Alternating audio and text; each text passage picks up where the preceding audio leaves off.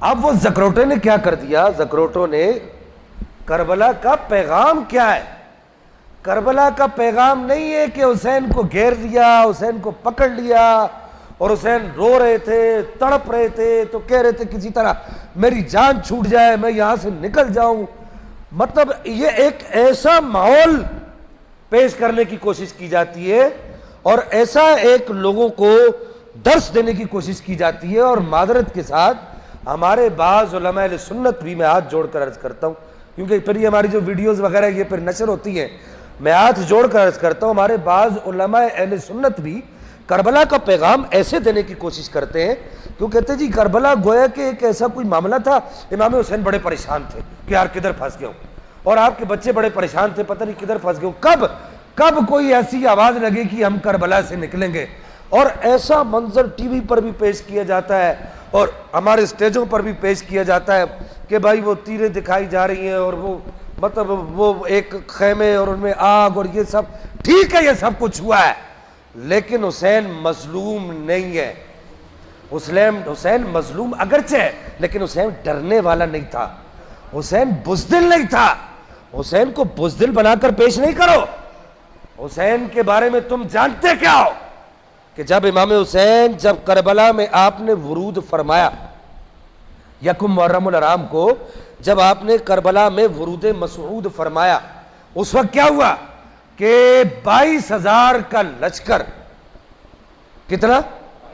عبید اللہ بن زیاد نے 22,000 کا لشکر بھیجا، عمر بن سعد کو ان کا سپہ سالار کمانڈر بنا کر بھیجا.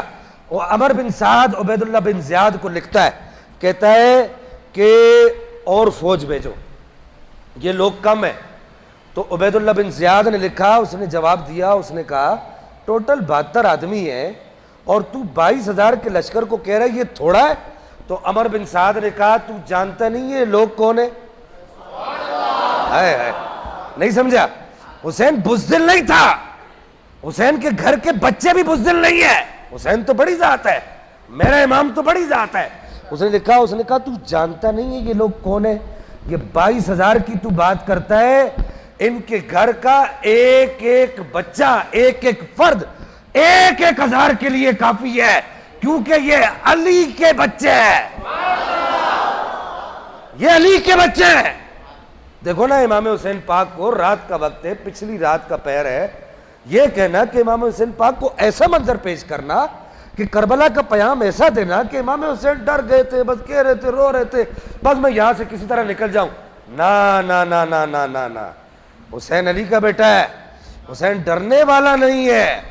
آج بھی اگر کوئی حسین کا خادم بن جائے، سمجھے بات کو، اگر کوئی حسین کا خادم بن جائے، ٹانگیں نہیں ہے، اس کی ٹانگیں نہیں ہے، نام اس کا خادم حسین ہے. اس کو کربلا سے روشنی مل گئی، کربلا کا نور اس کے سینے میں سما گیا، پوری اسٹیٹ ایک طرف کھڑی ہو گئی. اس نے کہا مر جائیں گے، رسول اللہ کی عزت پر سودا نہیں کریں گے. تو اگر کوئی خادم حسین رضوی بن جائے، وہ نہیں ڈرتا تو پھر حسین کیسے ڈرے گا؟ مسئلہ سمجھ آیا کہ نہیں آیا آپ کو؟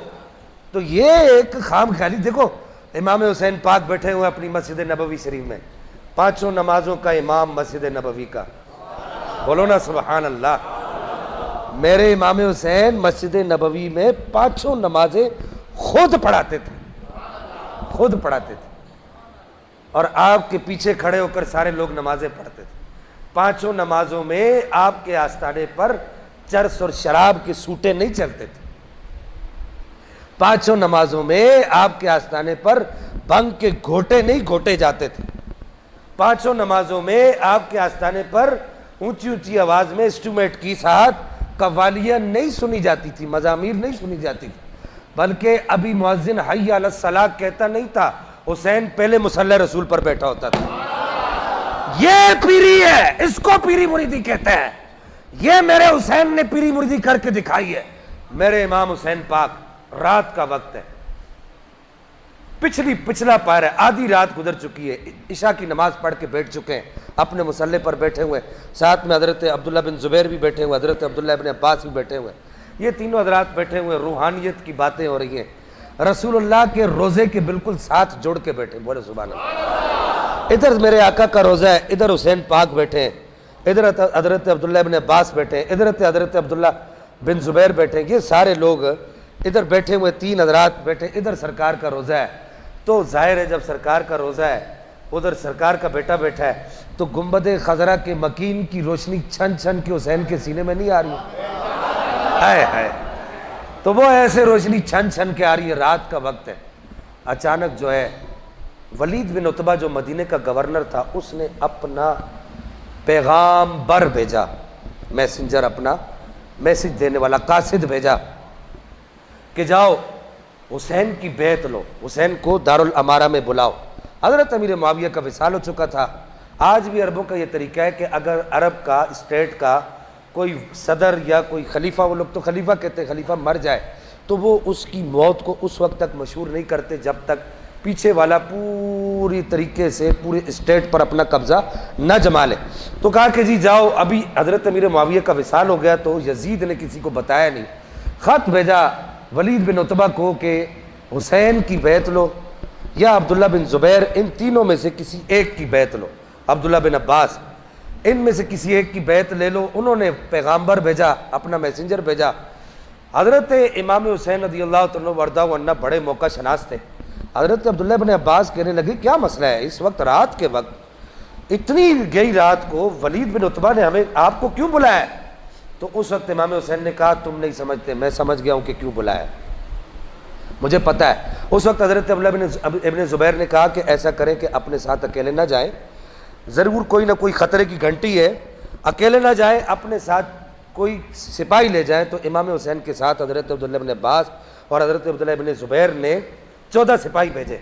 تو وہ 14 سپاہی جا کر دارالامارہ میں امام حسین کے ساتھ ہی اس کمرے کے باہر کھڑے ہو گئے جہاں پر امام حسین کے ساتھ وہ مشورہ کرنا تھا۔ طے یہ پایا تھا کہ اگر کوئی گڑبڑ دیکھے، امام حسین سے کہا گیا کہ اگر آپ کوئی گڑبڑ دیکھیں تو کوئی بھی بات اونچی آواز میں کر دیجیے گا، یہ 14 سپاہی یہ آپ کے نام پر جان نچھاور کرنے والے ہیں، یہ ولید بن عتبہ کا بھی کام کر دیں گے، عبد الملک بن مروان بھی وہاں ہوگا، یہ بڑا شرارتی آدمی تھا، یہ بھی وہاں پر ہوگا، اس کا بھی کام وہاں پر اتار دیں گے، آپ بس کوئی بات اونچی آواز سے کر دیجیے گا۔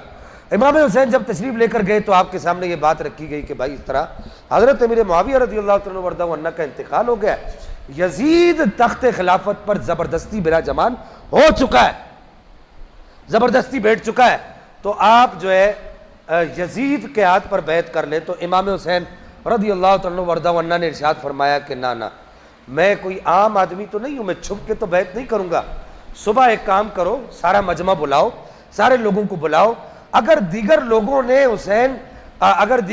یزید کے ہاتھ پر بیعت کی تو میں بھی کر لوں گا، اور اگر دیگر لوگوں نے نہ کی تو میں بھی نہیں کروں گا۔ امام حسین نے کہا کہ میں چھپ کے بیعت کرنے والا نہیں ہوں۔ آپ امام حسین پاک اٹھے وہاں سے، میں جو کہہ رہا تھا نا کہ امام حسین پاک کو بزدل بنا کر پیش نہ کرو، آپ کے گھر کے بچوں کو بزدل بنا کر پیش نہ کرو، اللہ اکبر۔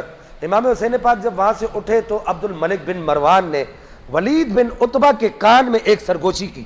سرگوشی کیا کی؟ اس نے کہا کہ آج وقت ہے حسین کو روک لے، یا تو یہاں پہ حسین کا کام تمام کر دے یا تو حسین سے بیعت لے لے، اگر حسین آج تیرے ہاتھ سے نکل گیا تو پھر حسین کبھی تیرے ہاتھ میں نہیں آئے گا۔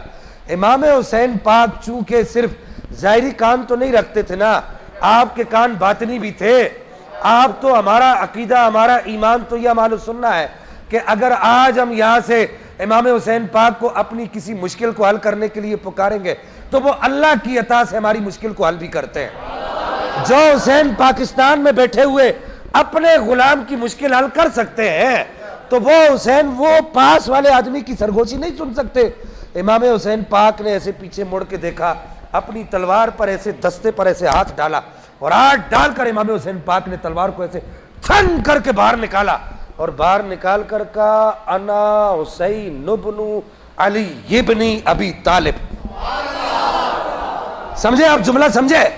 صرف اتنا کہا، اور کوئی جملہ نہیں کہا کہ تم مجھے ڈرا رہے ہو، میرے ساتھ یہ بات کر رہے ہو، نہ، صرف اتنا کہا انا حسین، میں حسین ہوں، اور جانتے ہو حسین کون ہے؟ وہ علی کا بیٹا ہے۔